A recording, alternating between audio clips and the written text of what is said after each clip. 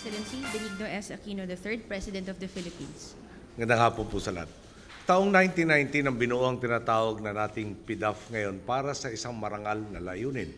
Ang bigyan lakas ang inyong mga kinatawan sa Kongreso upang tumukoy ng mga proyektong hindi kayang pondohan ng mga local government unit. Wala pong mali o masama sa polisiyang ito. Ang mali, ang masama at siyang ikinagagalit ng taong bayan ay ang pagsasabwatan sa pagitan ng isang Pangulong handang makipagtransaksyon para manatili sa kapangyarihan, mga mambabatas handang makipagkuntsabahan, at kung nariyan ang kooperasyon ng burokrasya at mga mamamayang tila na manhid sa paglalapastang ginagawa sa kanila. Kung magsama-sama po ang mga sangkap na ito, maaaring maabuso ang PDAF. Kailangan natin maniguradong hindi na maabuso ang sistema. Akala po ng iba, pera nila ang PDAF na pwedeng gastusin kung paano nila gusto. Pero mali po ito. Pera ng bayan ang pinag-uusapan dito at sa bayan dapat at hindi sa ilang gahaman lamang ang pakinabang nito. Nakakagimbal nga po ang mga revelasyon tulad ng mga nakapakaloob sa COA Special Audit Report ukol sa paggamit ng PDAF noong 2007 hanggang 2009 na inilabas nitong nakaraang linggo. Dalawang bagay po ang malinaw na kailangan nating gawin sa panahong ito. Una, ang panagutin ang mga umabuso sa sistema. Kahapon inulat ko sa inyo, inatasan ko ang DOJ, 10 ng lahat ng ahensya ng ehekutibo sa ilalim ng Interagency Anti-Graft Coordinating Council o IAAGCC na mag-ambagan at magtulungan upang mapabilis ang proseso mula sa investigasyon hanggang sa pag-usig, hanggang sa pagpapakulong at pati na ang pagbawi ng ilegal na yaman. Malinaw ang aking direktiba sa lahat ng ahensya at kawani ng gobyerno. Ibigay ang inyong buong tulong at kooperasyon upang mahanap ang katotohanan at nang mapanagot ang dapat managot. Buong buo po ang kumpiyansa ko sa integridad ni na Ombudsman Conchita Carpio Morales, Kalihim Laila M. De Lima at Chairperson Grace Pulido Tan. Alam kong wala silang kikilingan. Kinakatawan nila ang panunumbalik ng tiwala ng publiko sa mga institusyong kanilang pinamumunuan. Iyan po ang balangkas ng ating unang layunin. Ang ikalawa, maghanap ng mas mainam na paraan upang siguruhin ang pera ng taong bayan ay mapunta sa taong bayan lamang. Lilinawin ko po, simula pa lamang pilit na tayong nagpapasok ng reforma upang bawasan ang diskresyon na siyang ugat ng labis at maling paggamit ng PDAF. Naniniwala tayo kung hayag ang proseso, mababawasan din ang pang-aabuso sa sistema. Inatas po nating itala sa pambansang budget kung magkano ang PDAF na natatanggap ng bawat mambabatas at ipinagbawal na rin natin ang congressional insertions. Partikular na lamang ang menu ng pwedeng paglagyan ng PDAF. Hindi katulad dati kung kailan inilalagay lamang ito sa kung saan-saan. Hinihingi na rin natin ang mga detalye ng proyekto, di gaya na nakaraan kung kailan kahit malawak ang definisyon ay naaprubahan nito. Real-time na rin ina-upload sa website ng DBM ang listahan ng proyektong napopondohan ng PDAF, kaya't malaya itong mabusisi na madla. Pagdating naman sa bidding, lahat ng bid notices at awards ay nakapaskil na rin sa Philippine Government Electronic Procurement System o PhilGEPS. Naalala ko nga po, nung senador ako, ang budget nakalaan para sa January 1 hanggang December 31. Alam po natin lahat yan. Noong 2007, naaprobahan ito Abril na.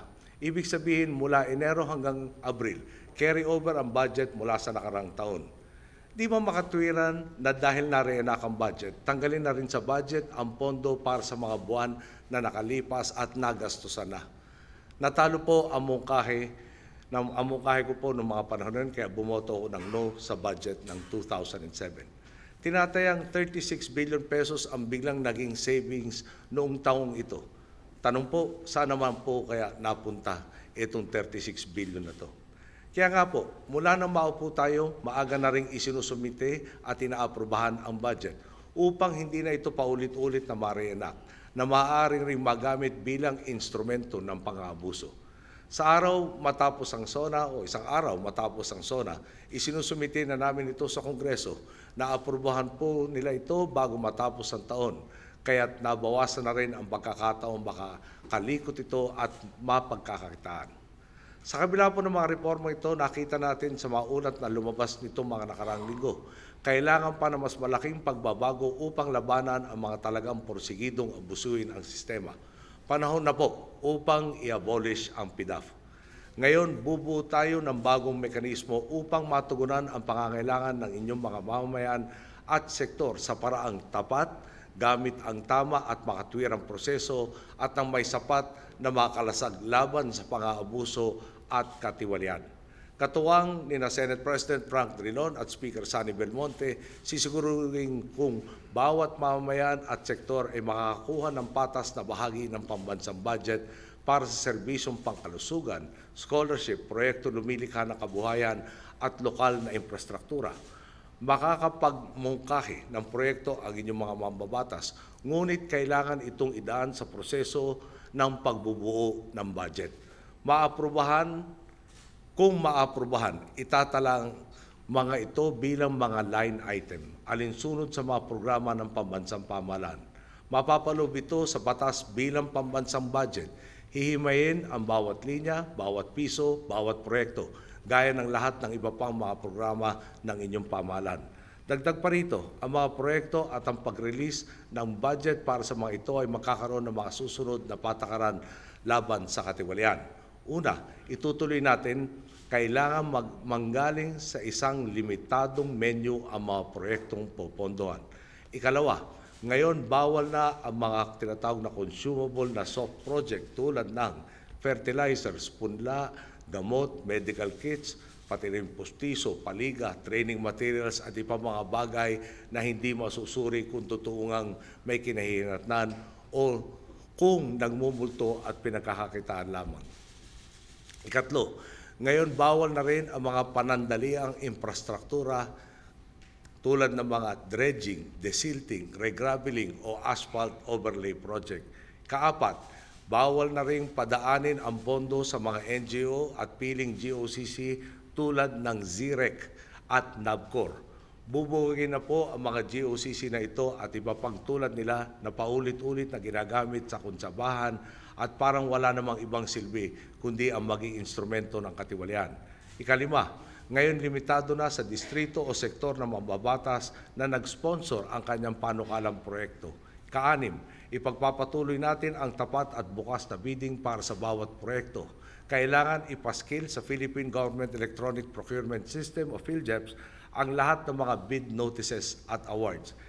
Kapito, patuloy din pong masusubaybayan ng taong bayan ang implementasyon ng mga proyekto.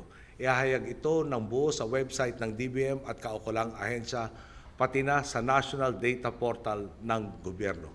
Inatasan ko na sina Secretary Abad ng DBM na kumonsulta kina Speaker Belmonte at Senate President Drilon upang pandayin ang mekanismo at isumite ito kagad sa akin. Ilalatag natin ito upang ang maalokasyon sa bawat distrito ay mapabilang na sa ating pambansang budget simula sa panukalang budget ng 2014. Gagana lamang po ang sistema ito kung makikisa at makikilahok kayo. Ihayag po ng buo ang impormasyon, suyurin at kilatisin po natin ito. Nananawagan akong makiambag at magsikap ang bawat isa gaya ng pakikiambag at pagsisikap ng inyong gobyerno. Sama-sama natin pagtibayin ang pananagutan at katapatan upang masigurong ang pera ng bayan ay ginugugol sa paraang makatarungan at tunay ninyong napapakinabangan. Maraming salamat po at magandang tanghali po muli. Thank you, Mr. President.